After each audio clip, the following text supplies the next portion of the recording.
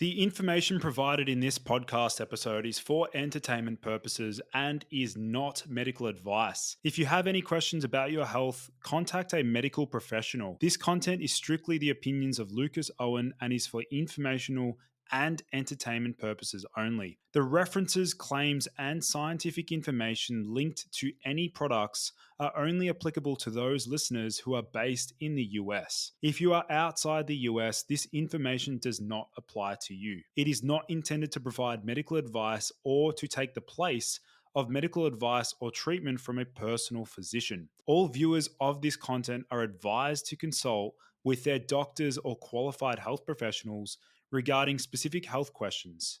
Thank you for listening to the Boost Your Biology podcast. My name is Lucas Owen.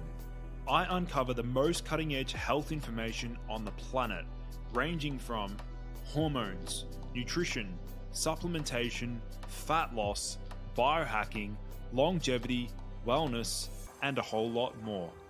Welcome to the Boost Your Biology podcast. What is up, everyone, and welcome back to the Boost Your Biology podcast. Today I have a very special guest joining me from Spain. We have Adam McDonald. Adam, welcome to the show, man. Thanks, appreciate it. Thanks for having me on. Awesome. So Adam, maybe do you want to let my listeners know a little bit about your journey into like health optimization and as a performance nutritionist? Sure, yeah. So I think I started just from an early age. I'm even though I'm in Spain, I'm from Ireland, and when you're about 15, 16, people kind of, you get this break in high school, and they call it transition year, and people tend to join the gym. And I can't remember exactly why, because it was about 16 years ago, but I started going to the gym and got some good progress, and I just enjoyed it and kept going. And at the time, I was actually really big into basketball, and I was trying to make it onto the Irish basketball team, which I ended up making when I was in my later teens. But I started making really good progress, and then I kind of just got interested in the side of things around the science of it, whether it was lifting, whether it was nutrition. And I used to frequent like the bodybuilding.com forums, muscular development forums. I don't know if you know if they're still going. But YouTube like wasn't really a thing, and I don't know if podcasts were a thing either. Probably Joe Rogan was going back then, but I don't know. And yeah, and I just got really interested in like understanding like the mechanisms behind certain things. Like I can recall like trying to understand the ins and out of like how insulin didn't or did make you fat was something that I was really interested in. Um, because I remember following this guy called Timbo Wolf. He was like he was big on the forums back then, incredible shape. He was sponsored by like some supplement company, I can't remember the name. And he basically did an experiment where he just tracked his calories and basically followed a IIFYM approach, where he basically ate like kind of some crappy food and he offset it by like walking on a treadmill or something. But essentially he stayed in shape, right, because of the calorie balance. And I was just amazed. So that's kind of how I got into it. And then when I left school, I did the typical business studies because that's what my parents recommended I do. And then I always really wanted to follow my passion of health and fitness, and I ended up competing in natural bodybuilding, fitness modeling, all of these things like multiple times. And then eventually I went back to university a second time, a third time, and now a fourth time. And that's kind of how I got to where I am. It's a bit of a roundabout way. But yeah, here I am.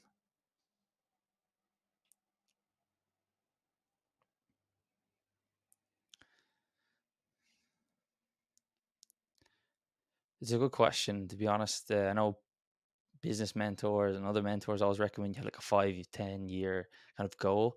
And it's hard for me to kind of really define that because it seems to always change. You know, like if you asked me 8 years ago, it was like I wanted to have multiple gyms across the country and maybe internationally, because at the time I left my job in the corporate world where I was working at Microsoft, and I left to go start up a gym. And that was me and a friend set up a kind of a high performance gym, so to speak, and we wanted to have like multiple things of those and be like business owners.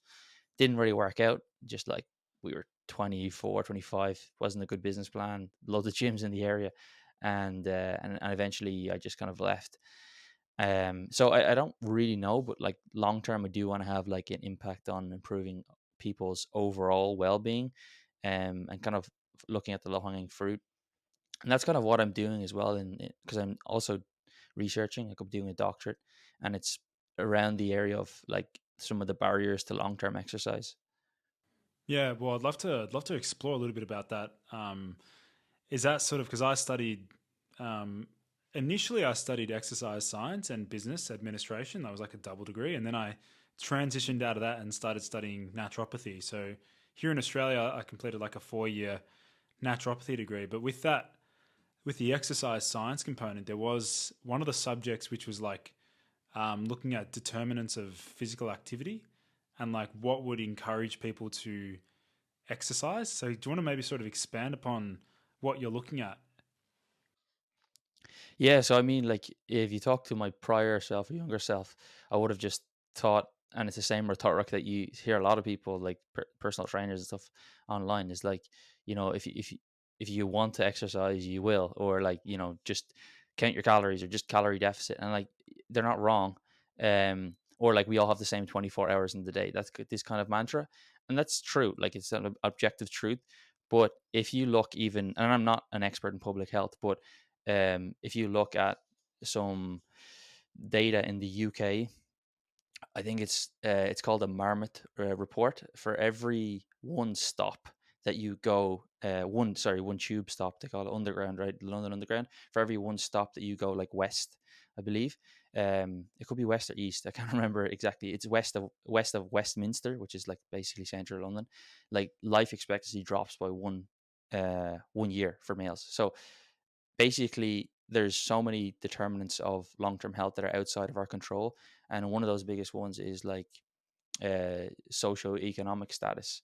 So if you have like less access to exercise, perhaps you have to work two jobs, you earn less money, you don't even have the facilities available, and just outside of exercise, you think of certain areas in not just the UK but lots of different countries, is like things like food deserts, where like you can't literally get fresh food, because it's mainly like tinned food or non-perishable food. People don't have the money to pay for it. Some people don't even have refrigerators, or means to cook. They don't have the skills to cook. So there's a lot of different things, but one of the things that I'm looking at specifically would um, is an area that hasn't necessarily been uncovered that much, and it's one of the determinants of long-term exercise, because it's like this melting pot, or this whole mix of areas that affect it, and it's actually how self-worth and perfectionism can impact your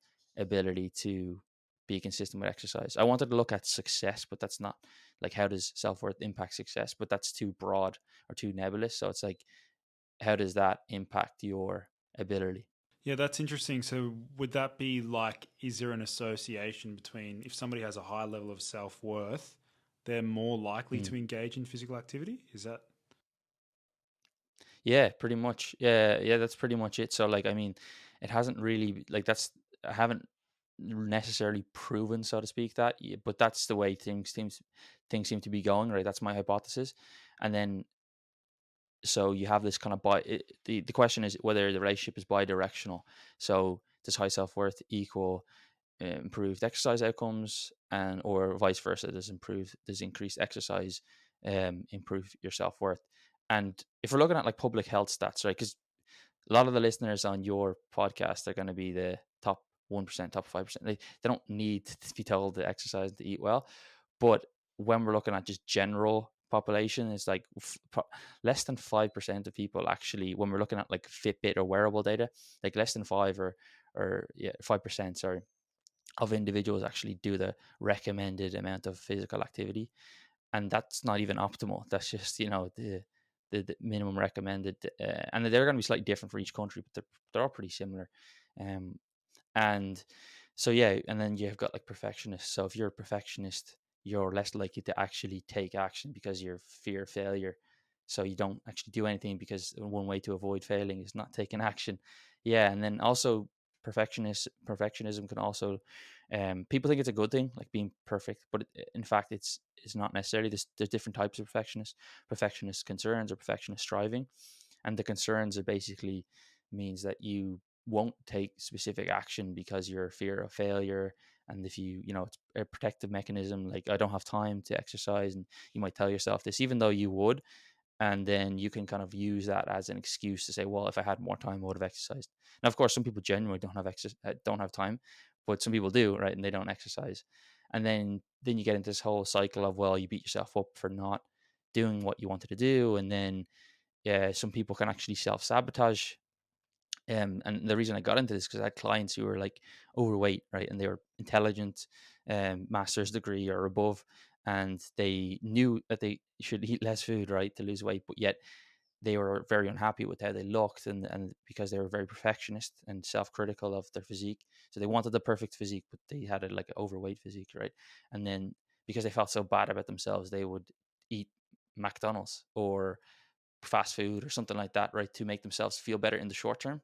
Because you beat yourself up as if you're like beating somebody else up mentally, right? Like, you're in a boxing ring and then you have a terrible round, and the coach is like, you're terrible, you're doing really bad, like, even though you're trying.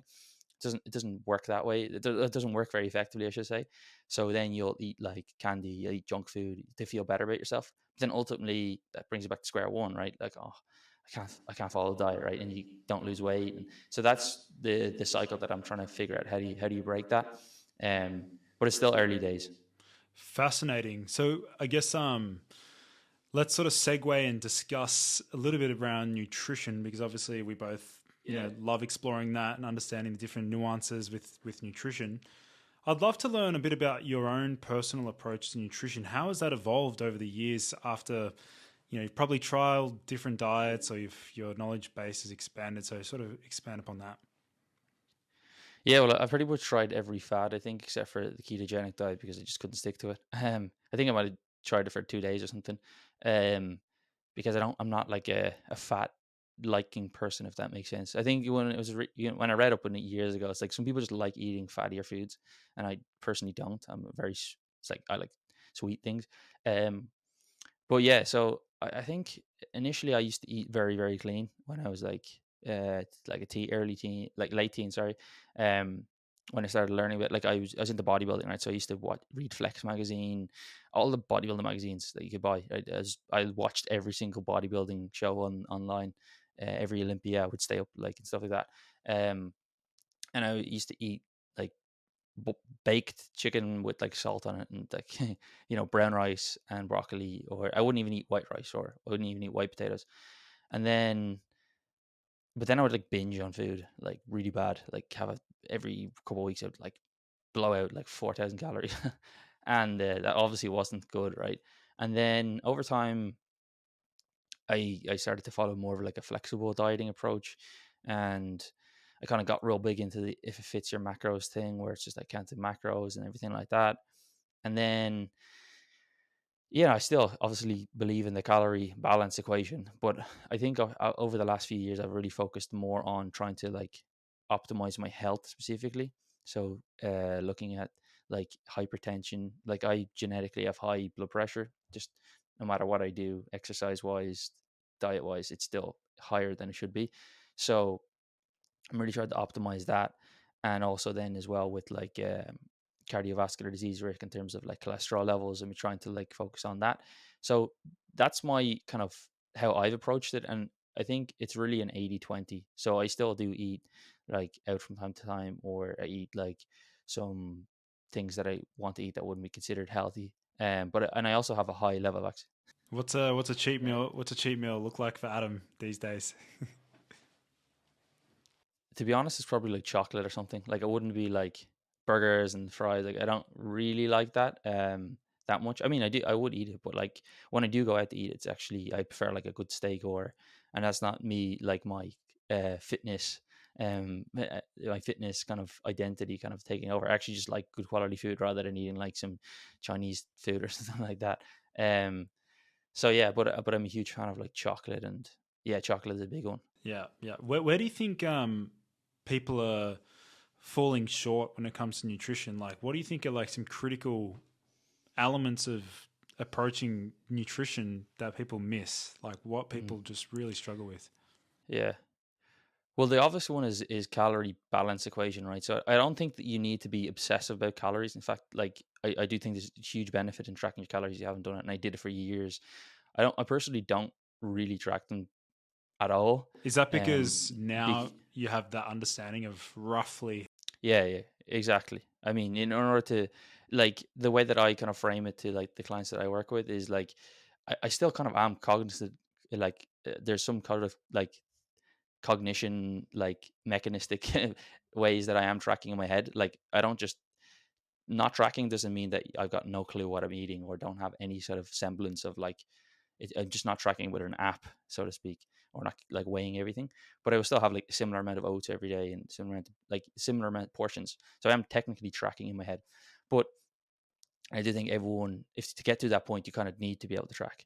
Um, but yeah, I think so. Calorie balance, like the people that I talk to, they just focus on like whether it's sugar or whether it's fat or whether it's eating this or not eating that. I think like, or whether it's like whatever the latest thing is, and just like you're just eating too much food. Like just eat less food and just be consistent for a bit longer, and you will get to the. Because most people, when they say they want to improve their health, typically, in my experience, is they want to lose fat, right? And that does improve your health drastically. But most people are overweight, right?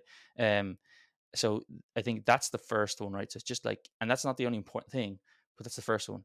And then I think another one is just eating more fruits and vegetables.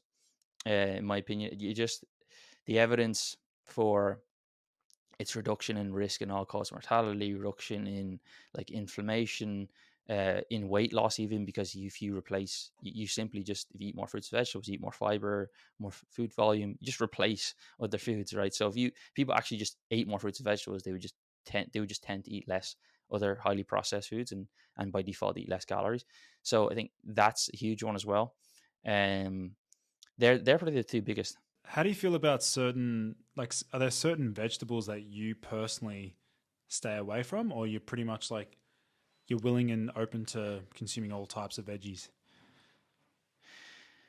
Yeah, I mean, the only ones that I don't eat are the ones that I don't like the taste of. And I can't remember the name of the paper now. But there was a paper that looking at the gut microbiome diversity, because with the gut, it's an area that we still don't know a whole lot about, but there is. Well, what we do know is that a rich and diverse gut microbiome it seems to be associated with better health. And there was a paper, and I can't remember the exact name now of it, but they looked at like the biggest predictor of gut microbiome diversity was actually the amount of different types of plants that you had in your diet. So it's just like for me, I just recommend that people just look at different colors, because the colors are going to what's going to give them the beneficial properties outside of the kind of micronutrients. So you're like polyphenols and phytonutrients, etc. But yeah, like I think some people will say that you shouldn't eat certain things because of their like defense chemicals, oxalates, or lectins, or something like that. But in reality, we don't eat oxalates or we don't eat lectins. We eat vegetables. So, like, yeah, like it's. I think there's a big mechanistic speculative jump to say that like if you eat this thing, like if you eat some like spinach or something like that, right, that's going to cause kidney stones. If you eat tons and tons of it, and you're obsessing over it, then like that might be questionable. But like I personally don't like. I might eat like some green leafy vegetables, like 200 grams of it every second day or something like that, right? So I think that's the way that I personally approach it.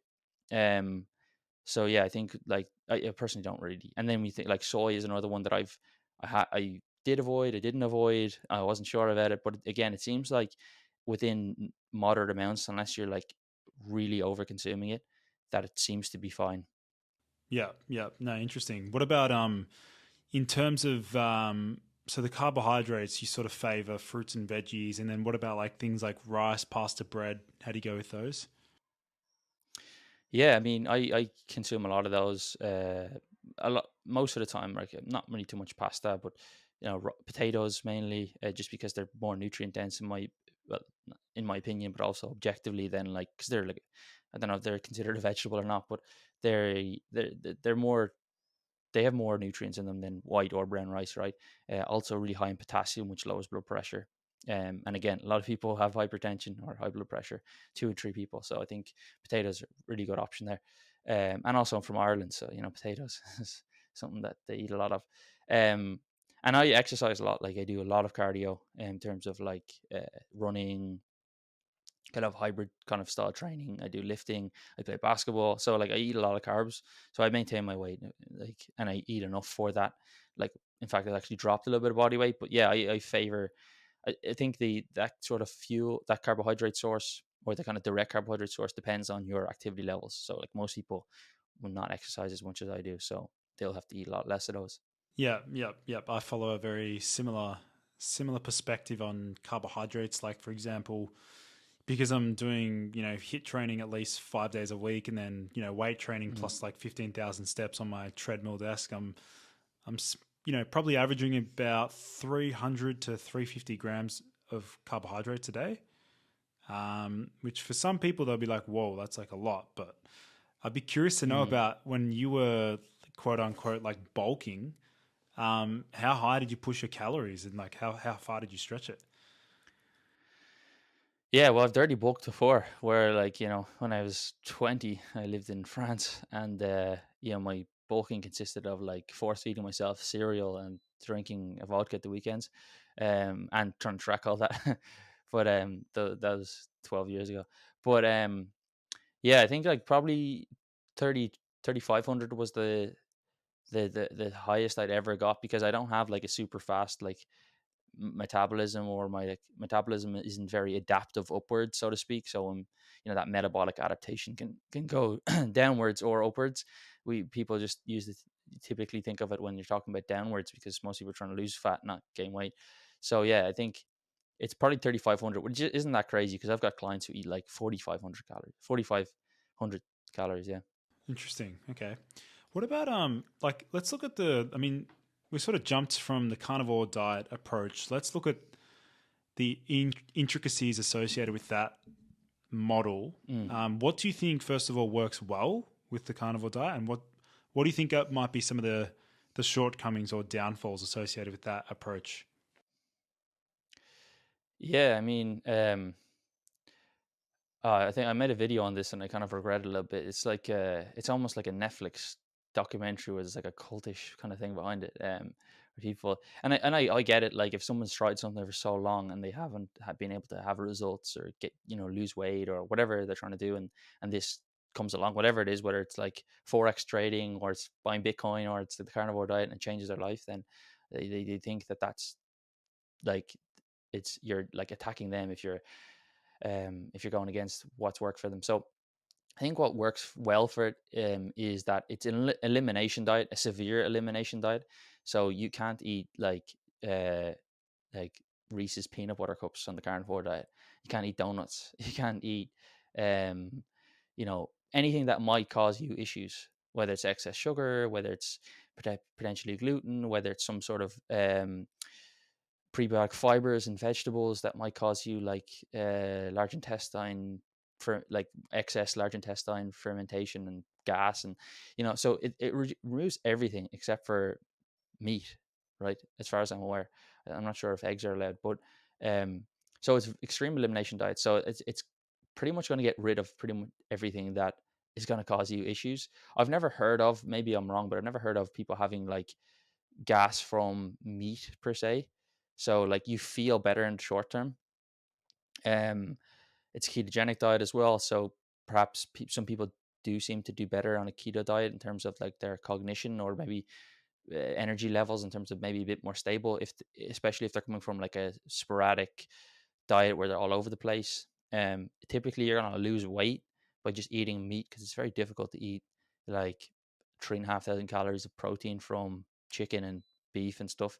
It's like, yeah, I'm sure that's, I never tried it, but I'm sure it's really hard. You're gonna be eating like 500 grams of protein or something like that. So I think they're the benefits of it, and a lot of people seem to benefit from that.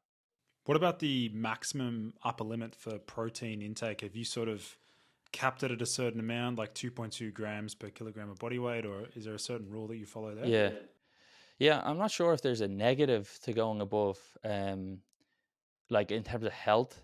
I'm sure there is a probably extreme like extreme level where it's like starts to have issues with like urea or something like that. But when I was into the bodybuilding, especially when I followed like the enhanced bodybuilders, like they're eating insane amounts of protein.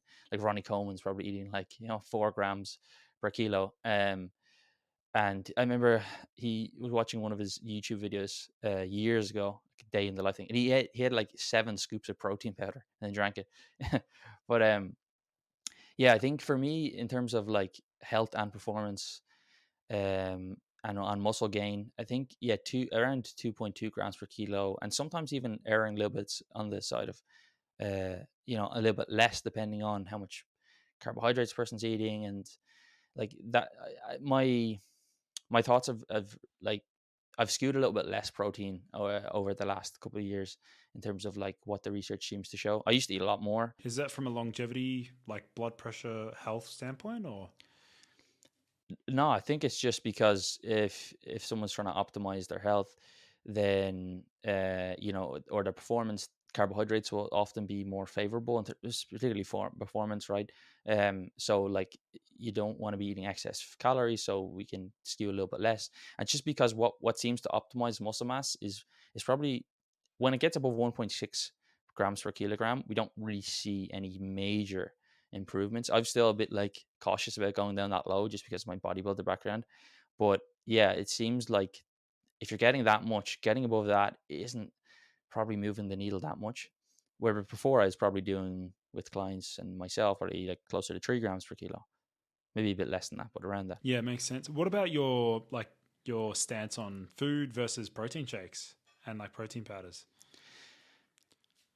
Yeah, I mean, well, protein powders are great for convenience, right? So, like, see a lot of people online saying this like ultra processed, which is technically true, right? It's an ultra processed food, but it's you can't put that in the same camp as like a donut or something like that because yeah, they go through a process, but it's great for convenience. I do think that people should get a lot of their food from whole foods predominantly because of like within the food matrix, you have like synergistic effects of different nutrients within foods themselves.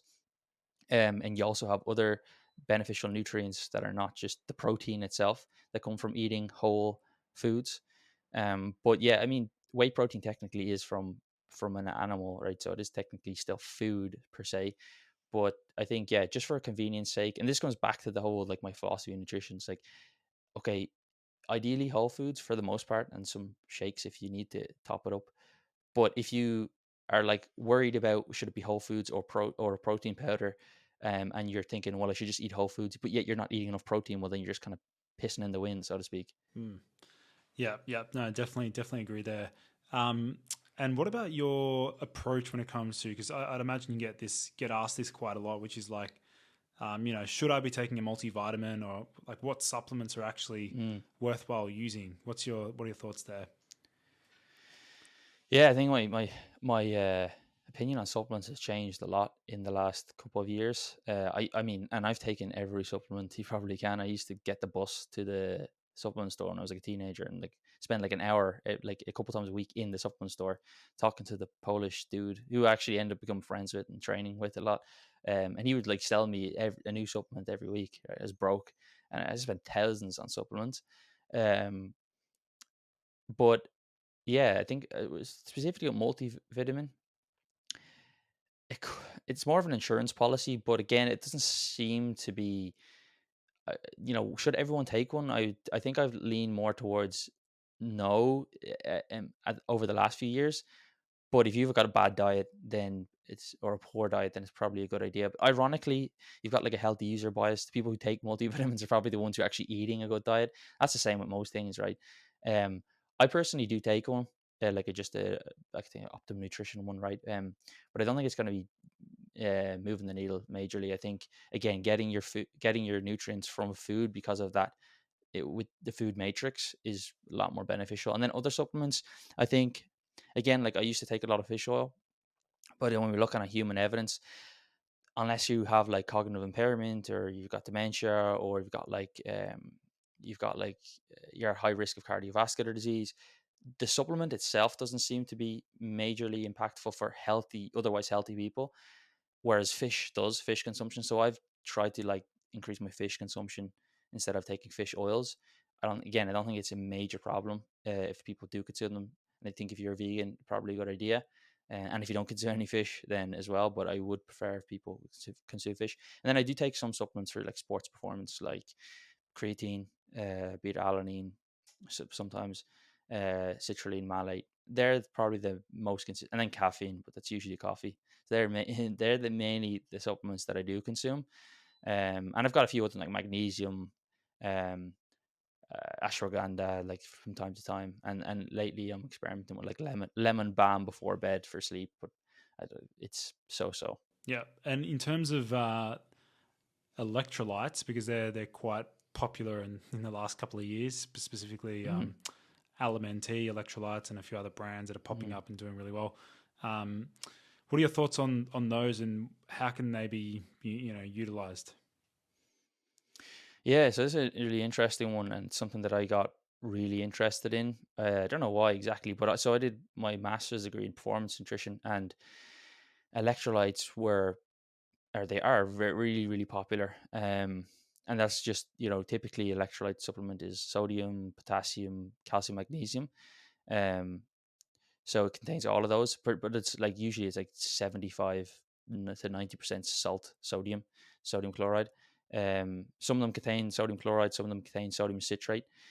And when I looked really in depth into it, and I've even had back and forths with one of the leading researchers in this. He's actually based in Monash University in Australia, Dr. Alan McCubbin. He has some really good podcasts on it, and he's researched sodium intake in athletes. It doesn't seem to be that there's any performance benefits to taking sodium. And the reason I'm saying sodium and not electrolytes is because we don't pretty much have um, no like data on like the other electrolytes during exercise, because we don't really excrete that much of the others. Like, it's so insignificant, potassium loss, magnesium loss, calcium loss, that we don't need to like warrant. It's mostly sodium, right? Like a lot of people, they misinterpret that, and they think that it's like you need a lot of potassium pre-workout, but it's like no, it's mostly sodium. Mm. Yeah, so I mean, there's a lot of different potential speculative ways that people would consume them. Like, bodybuilders, for example, will say like it gives me a better pump, which could potentially true because because of because of sodium's impact on vasopressin. It makes you hold more water, retain more water, and that's actually how sodium can help with hydration. Is because not because it makes you more hydrated, but actually stops you peeing or urinating. If you're really dehydrated and you drink like a shit ton of water, you'll, even though you're not fully hydrated, you'll still urinate, right? So so you still get this deficit of water. So the sodium actually increases blood plasma levels, or blood levels essentially, and will stop you from urinating as much, so you retain more water. But yeah, I think the sodium basically comes down to just the uh, mitigating something called hyponatremia, or dilution of blood sodium. And basically, Dr. Alan McCubbin has come up with this kind of modeling equation where it's like, unless you're excreting or sweating out, let's say, more than 4 liters of water, and you have an average or above average sweat sodium rate, because we all have different sweat sodium rates, then you don't really even need to consider um, consuming electrolytes, because our salt is less salty than our blood. So if I sweat out a liter of sweat, then yes, I do lose some sodium, but my actual sodium concentration increases in my blood because I've lost less salt per liter than it's in my blood. So if I actually consume the electrolytes in that scenario with, say, a liter of water to replace the full liter, which, one, that's not going to be possible, and two, it's not even recommended, is that my sodium concentration will actually increase. And what actually will happen in that scenario is I'll become more thirsty, because I've got because you get thirsty when you eat a lot of salt. So I'll become more thirsty, so I'll actually consume more water, and I may even get some gut issues. So I think they're way overused. So the only scenario that I really think would be beneficial is like if you're doing like if you're a very slow marathon runner and you're potentially consuming a lot of water because you don't want to water bomb yourself, because they're the cases of hyponatremia. And if you think of like elite marathon runners, they sweat so much and they drink so little comparative to their sweat that they literally can't consume enough water. They can't have that decrease in sweat sodium concentration. or sorry, in the plasma levels of sodium concentration, because they're losing so much weight they can't keep up the amount of water. And or else if you're doing endurance sports, like you're doing ultra marathons or like these multi-thing events, then it would.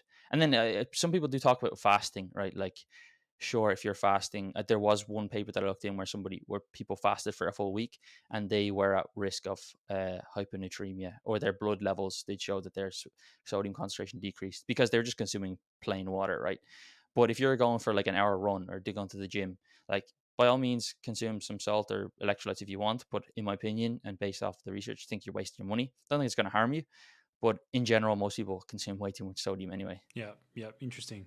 Have you looked into the effects of sodium on how it can affect the adrenal hormones as well, like cortisol, adrenaline, how it can lower adrenaline and things like that?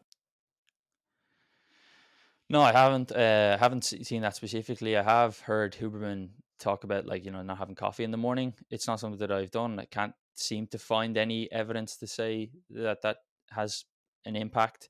Some people like it, but I mean, the power of suggestion and also placebo. But yeah, I don't think there's any real mechanistic ways that have been shown to have outcome in terms of like that actually proves energy. And I know that that's also like the Chris Williamson podcast, which what's called Modern Wisdom, which I really like. I think that's what he talks about, why he takes it as well, right? Because he doesn't really do like endurance sports. But yeah, I think that's a bit of a logical leap in my opinion. And if you did want to do something like that, then I would say have some salt, right? Like the trivial amount of, here's another thing, the if the trivial amount of um other electrolytes in these electrolyte tablets or sachets is, you're literally wasting your money. And even research such as the Marathon de Sable, which is a race that's it's 4 or 5 days across the Sahara Desert in Morocco, they give them salt tablets, and it's literally sodium chloride, which is table salt, and that's what keeps them from getting hyped. They don't give them sachets of LMNT or like other electrolytes tablets, because if you eat a banana, right, there's like potassium in that, or you eat something else, like there's calcium in your food, there's magnesium in your food if you're eating vegetables. You don't need to have like an extra 100 milligrams of magnesium or calcium. You think about the like, because I understand supplement manufacturing and the markups like to produce these products. Like realistically, the most expensive ingredient in those would probably be the magnesium, or probably the magnesium. But then again, the sodium and potassium, that is super cheap, and then they're Mm. pricing it at like probably like a 15x markup. When I don't, it's just funny because you hear about a number of people reporting that they feel a lot better on their electrolytes, but I wonder how much of those benefits are actually attributing just to the extra sodium. Yeah, I mean, like I would love to see like a randomized control trial of how people feel with sodium, or just like a sham, or like a glucose tablet or whatever it is. Because like again, I've spent thousands on supplements, like probably even tens of thousands, and the amount of times I've taken them and thought that I had a benefit from them, because I wanted them to work, right? And there's even research on like anabolic steroids where people got placebo and they made insane gains because they thought they were getting steroids. So yeah, I mean, if you wanted to consume electrolytes, and I do have friends and clients that like do, I just suggest like use some table salt, because that's literally the one thing in research that shows that you probably would warrant some replacement or benefit, because we just lose so little of the others. And if you want more potassium and calcium and everything and magnesium, just eat a better diet, right? The supplementing with the actual concentrated form doesn't seem to have any more benefit than having it through your diet. So that's my take on it. And yeah, like I wish I had a supplement company and didn't care about like the science, because I could make so much money. Um, or I could like a lot of companies have reached out to me to like promote their supplements, but like I just I can't do it. Like, even if I was getting, I have an electrolyte powder in my house that I bought years ago. It cost me €2 from like bulk powders, but it's just a bag of salt, right? So I don't use it, right? So even if I got it for free, I wouldn't be using it. What about on? We sort of haven't really touched on continuous glucose monitors, CGM devices. I'd imagine you've probably Mm. experimented using them before, or you have clients that have used them. I personally have gone through about 3 different CGMs in the past, and just to collect data, and then that's enough for me to learn and then move on. But yeah, what's your opinion on CGMs? Yeah, so the first thing is that they're not validated for diabetes, right? So like I'm not a diabetes or preventative medicine doctor or preventative medicine like dietitian or nutritionist, but they're not validated. So people will often say, well, like it can, if someone has pre-diabetes or whatever, but they don't seem to be, well, they're not validated for that. So you don't get those doctors recommending that, right?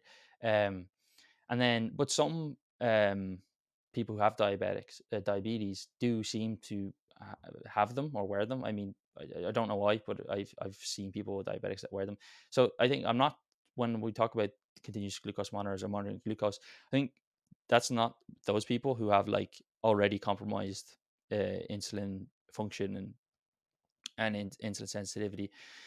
It's more so the healthy user or the people who want to improve performance, because that's where these companies like Abbott Health or there's a few other ones, Levels, right? They are now targeting like the healthy users to say that, like, you can improve your health or lose weight if you control your glucose. And it's funny because often it's like the debunked insulin obesity hypothesis that like insulin is what makes you fat, right? But that's kind of being debunked, right? And we know that you can eat sugar, and it's oversimplification to say that like insulin, because if you eat too little calories, the other hormones such as glucagon, etc., will their levels will increase, go further, and insulin will be suppressed, and yada yada. But anyway, um, I think yeah, I think it's an interesting experiment if you want to use it and see how it works. But different monitors from different companies seem to have different responses. Dr. Kevin Hall, who's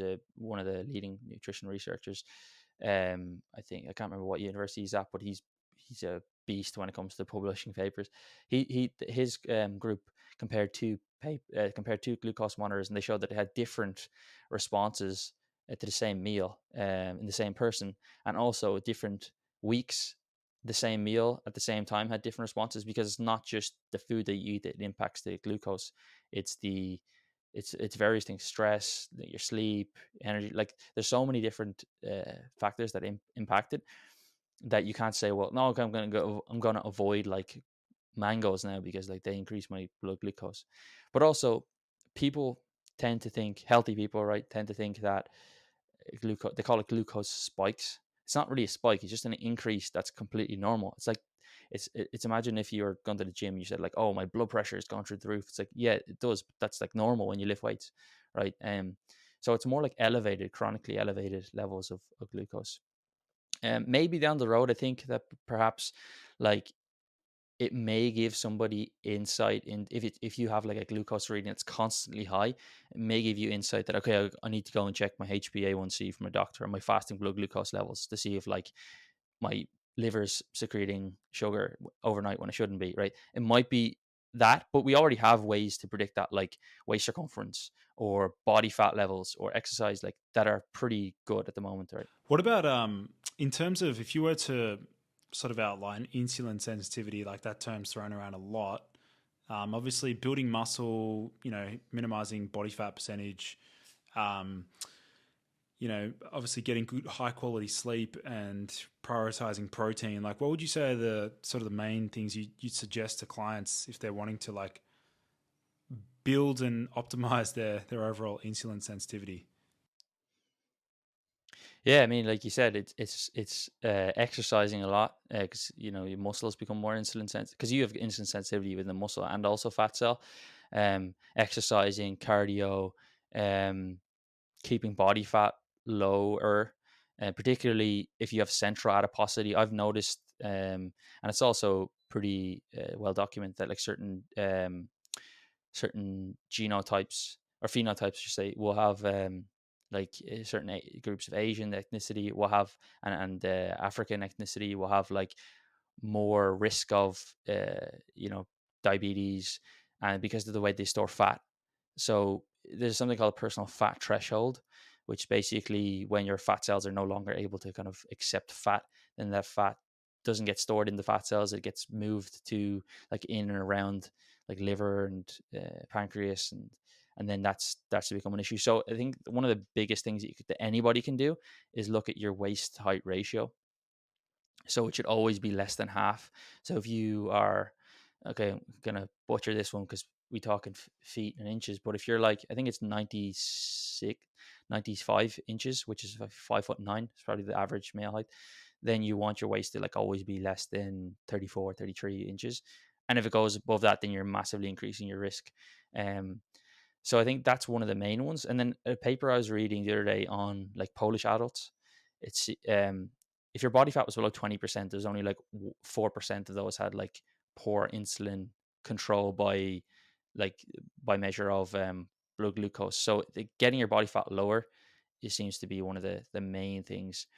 And then you can like put the cherry on top with like other ways, but I think they're the main things that you want to be focused on is like getting body fat. And within that paper itself that I was just mentioned, less than 10% of 110,000 adults had less than 20% body fat. And I don't even think 20% body fat's optimal.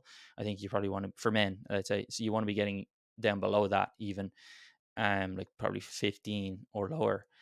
And that's,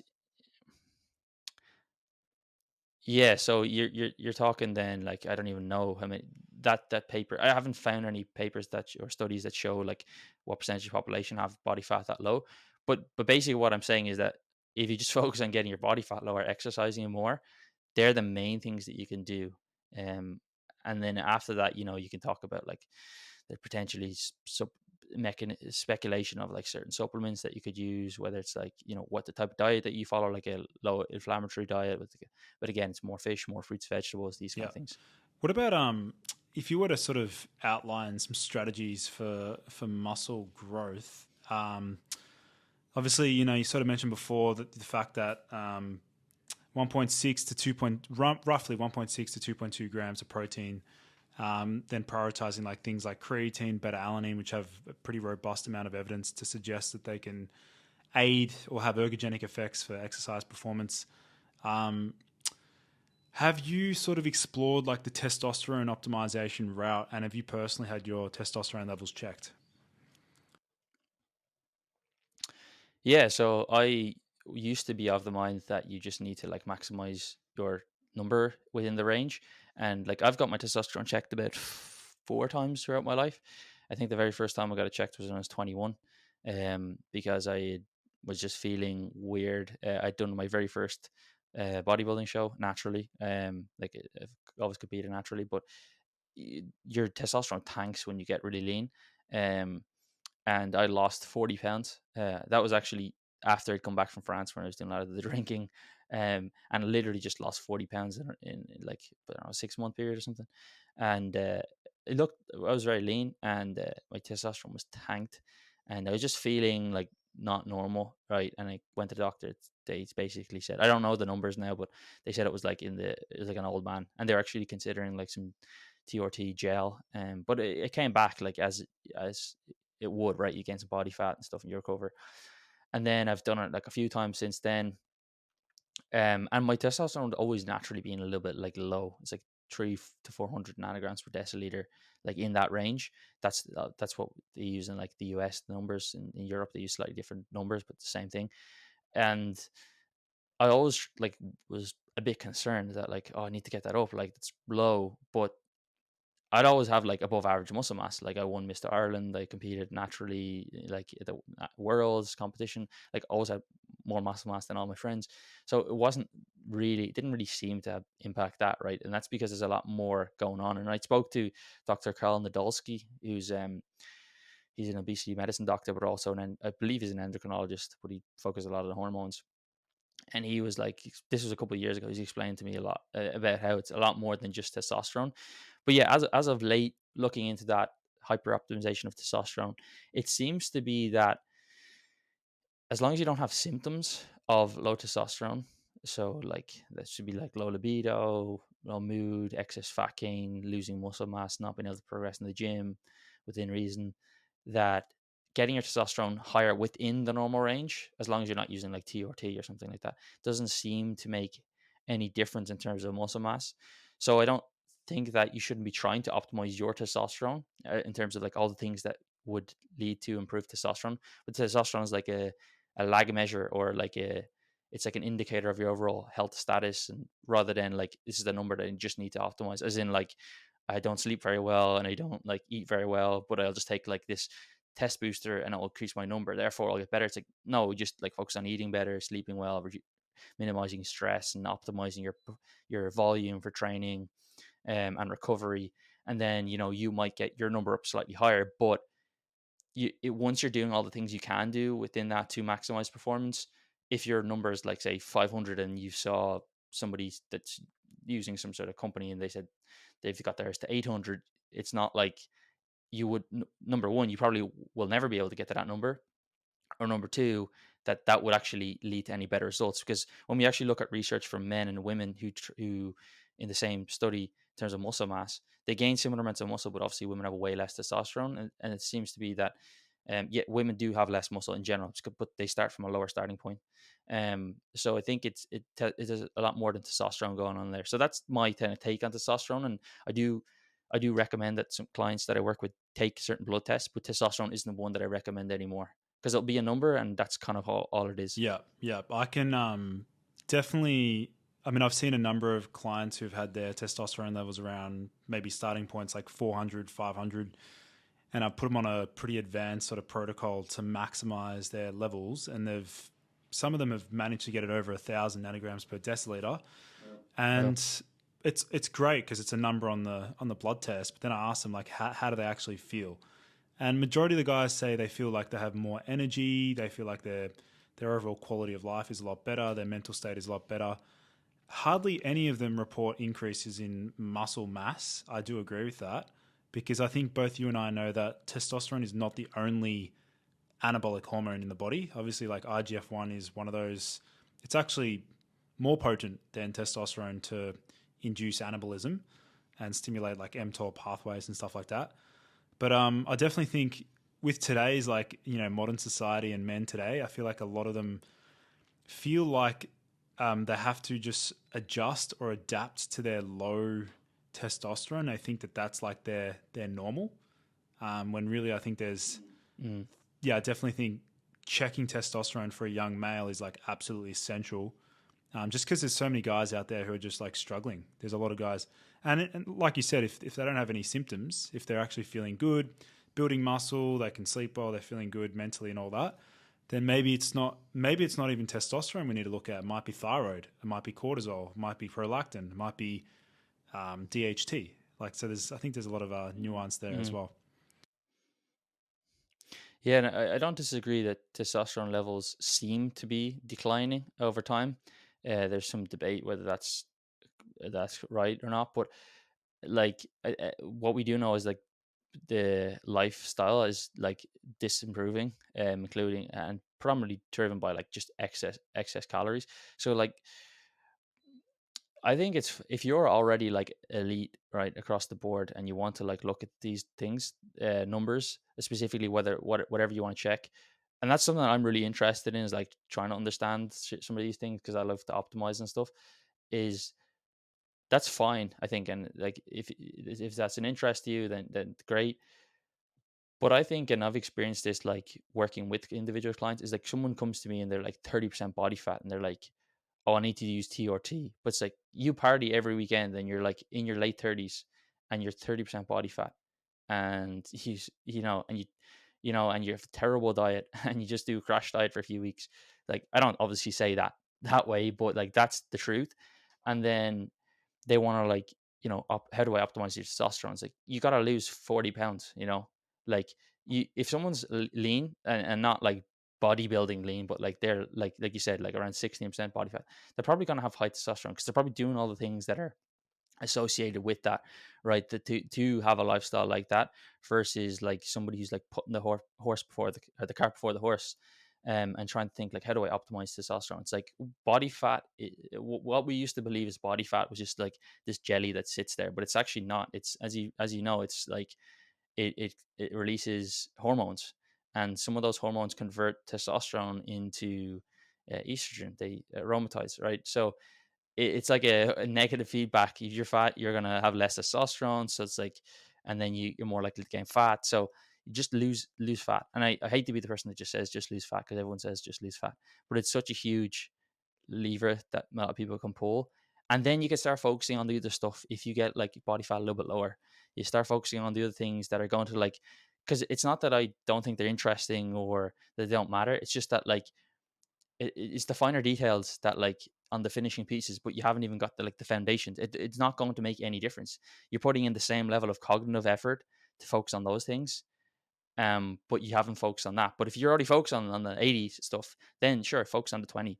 But if you're focusing only on the 20, you're not going. It's not going to move the needle. But you're putting in the same level of effort. So that's the thing with like using athletic greens, using LMNT, following various protocols that you might see on different podcasts or whatever that are like speculative or whatever it is, like ice bath to lose fat. It's like, dude, you eat too much food, you're not going to lose fat like getting an ice bath. Like, sure, it might like liberate some brown fat cells or something, but like you have to eat less food as well, So that's the thing that I find that's what kind of, I won't say annoys me, but it's like hard to have conversations with people that are like, yeah, I'm doing this thing, and it's like because I saw it like it helps like liberate some like stubborn body fat. It's like you don't have stubborn body fat, you just have way too much fat. You just need to lose. You just need to stop eating like takeaways 4 days a week, and then you'll get there. So I think yeah, when it comes to like optimization, it's like make sure you have the foundations first, and that's a very very small percentage of the population who do that. Even people who like consider themselves optimizers, a lot of the people still don't do the basics, not enough at least. Yeah, no, absolutely. I'd say you sort of mentioned before, you'd imagine that hopefully a high percentage of the people that listen to my podcast are actually that caliber of people who are like similar Yeah. to yourself, quite high performing like myself, running a business and wanting to be better and optimize overall. But yeah, it's all about focusing on those that will have the biggest point of leverage and like, yield the most significant outcomes in terms of like, where do you focus your energy? Because like you said, they can focus, it's like majoring in the minors basically, is like, yeah, instead of Mm. focusing on that, just like focus on things where we actually have a significant amount of robust evidence, which is like, calorie control, Mm. exercise, good quality sleep, stress management. And then when those guys are like, all right, I've done all that, usually they're like, okay, Lucas, I want to get the next level biohack or the next level, what supplement can I use for this? Or because that's the sort of demographic I enjoy personally, like working with, is those that are like pretty dialed in already, and they just want that like 1 or 2% increase in like the ergogenic effect, which is like why I built pretty much like Mm. why I built my brand. Ergogenic health is like for those that are like looking for that tiny boost in energy. But that's been a phenomenal discussion, Adam. If my audience wants to sort of connect with you, where can they find you? Yeah, so they can. I'd say where I'm most frequent at the moment is probably YouTube. I'm trying to upload there once a week. Usually ends up being every second week, but or Instagram. So you can just kind of search my name, Adam McDonald, on both. But yeah, appreciate you having me on. Yeah, great discussion, Adam, and yeah, I look forward to touching base in the future.